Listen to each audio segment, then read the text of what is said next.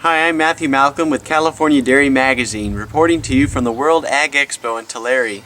Today's event featured several informative seminars, including one delivered by Dennis Craig, an agronomist who gave some advice on growing corn silage in a water deficit year. This is something, he said, that begins with proper seed selection. So I want to focus on hybrid selection.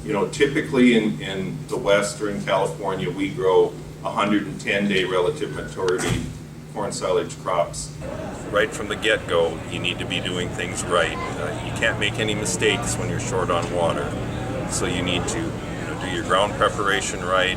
Your hybrid selection is what I kind of focused in on today.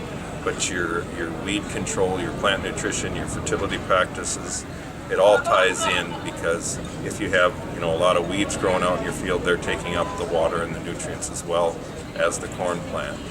So I tried to focus in on the hybrid selection. And from a practical standpoint, most of the growers in California have been growing 120-day relative maturity corn hybrids. So I think of it as if you want to save one irrigation, because if you're on a 10 to 14-day irrigation schedule, you need to subtract 10 days off of that relative maturity. So you go from 120-day relative maturity to 110-day. If you want to save two irrigations, you're going to have to subtract 20 days off of that, so you're going to be down to a 100-day hybrid.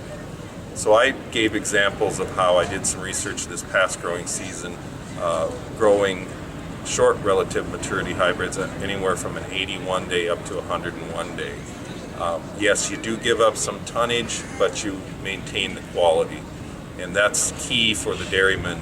When their nutritionists are focusing on starch and NDF digestibility, even if you have less tons, you still maintain that quality, so you're still going to make milk, because those are the things that the nutritionist looks at when he's balancing the rations for the dairy. Thank you, Dennis. Learn more about the topics covered today at the World Ag Expo by reading California Dairy Magazine and watching more exclusive interviews on the CalAgNet YouTube channel.